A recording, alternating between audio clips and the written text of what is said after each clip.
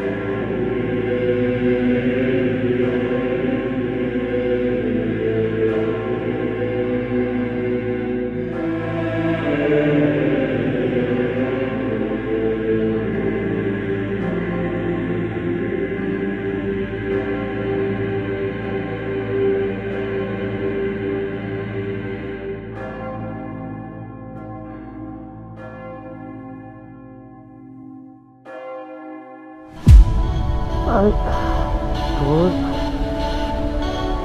3, 2, c'est reparti.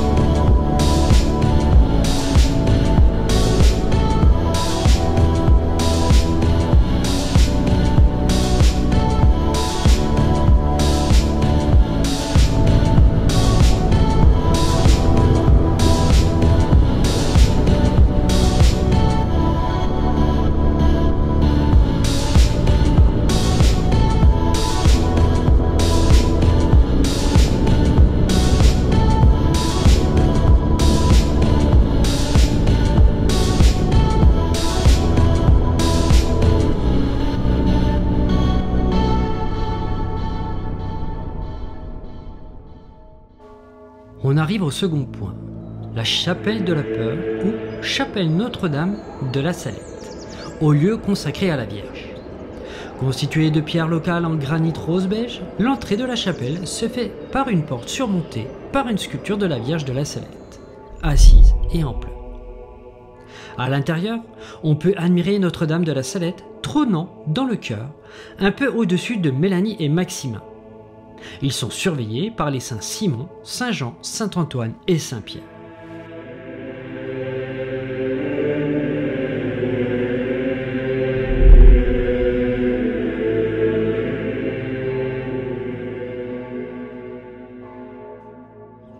Avec près de 10 mètres de long et 6 mètres de large, elle est curieusement orientée à l'inverse des recommandations en art sacré traditionnel, avec un chœur regardant à l'ouest.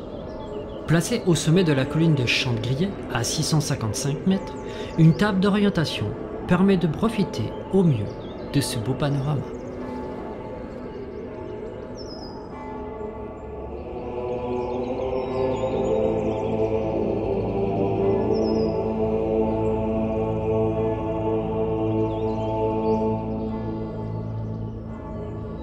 Pourquoi ce nom? Tout part d'une liste de noms. Cette liste nomme ceux qui devront partir sous les drapeaux car la guerre a éclaté entre Napoléon III, empereur de France, et Guillaume, l'empereur de Prusse. La famille Dupuis fait le vœu à la Vierge Marie, Notre-Dame de la Salette, réconciliatrice des pécheurs, protectrice de toutes les peurs, que si leur fils n'est pas tiré au sort pour partir au combat, elle fera construire une chapelle sur la haute colline. Le vœu est exaucé et le jeune homme est épargné. Très vite, la construction commence, en 1870. La famille a acheté le terrain et les pierres. Tous les habitants du village vont participer à l'édification. Elle est terminée en 1875.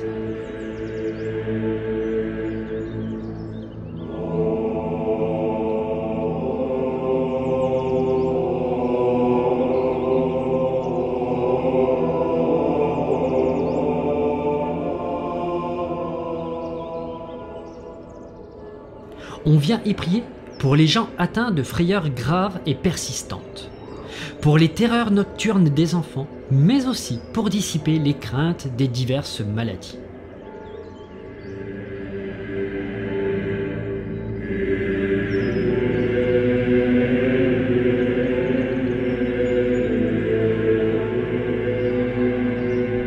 Le propriétaire fait ensuite don à la commune de l'édifice et du terrain. Le sanctuaire prend tout de suite le nom de Chapelle de la Peur ou Chapelle de la Poux, en patois local. Et très vite on organise des pèlerinages, notamment le 19 septembre, jour de l'apparition de la Salette.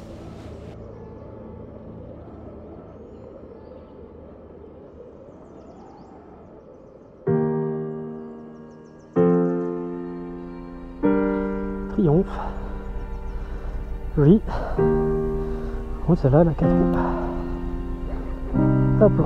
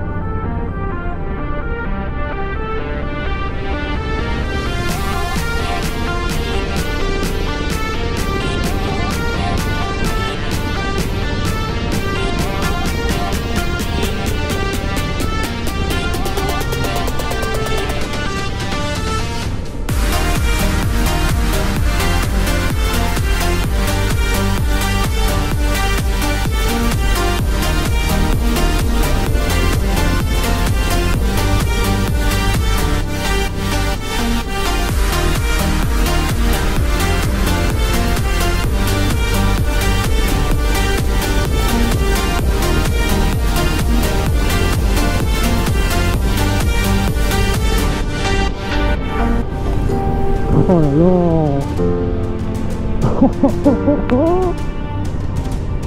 Non. Oh la vache. C'est reparti. Typiquement là c'est vraiment l'endroit. T'arrives, tu prends le petit chemin, ça monte comme on a pu le voir. Et tu débouches sur ça, sur un 360 de panorama. C'est énorme. Énorme. C'est ça que j'aime dans la moto. Et tu peux tomber sur des endroits, c'est à côté de chez toi, à la limite à mal d'oiseau quoi. Et ouais non, franchement, magnifique, rien à dire. La voiture est belle. Allez, c'est parti, on enchaîne.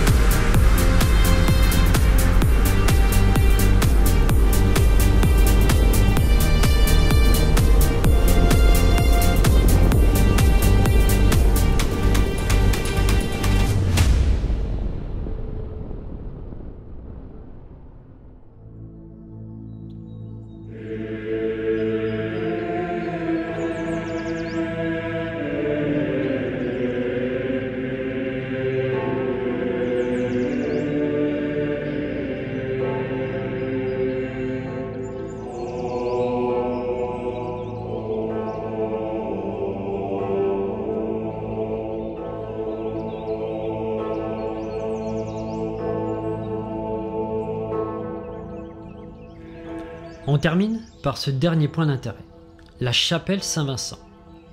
C'est un édifice religieux catholique situé sur la commune de Saint-Laurent-d'Agny.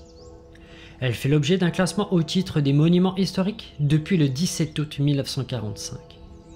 Depuis le 1er juin 1991, elle fait partie du circuit des églises romanes.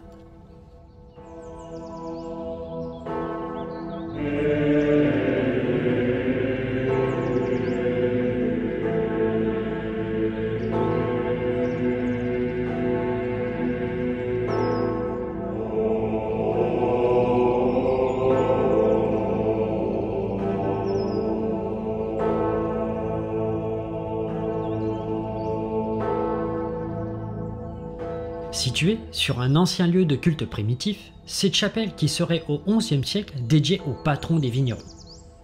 Normalement orientée à l'est, soleil levant, elle est plantée au-dessus d'une plateforme rocheuse.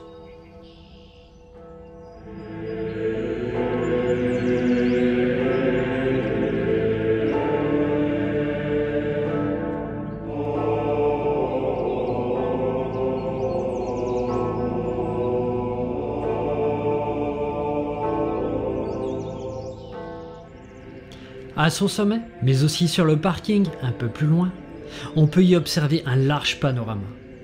Et vous trouverez là aussi une table d'orientation pour mieux vous guider.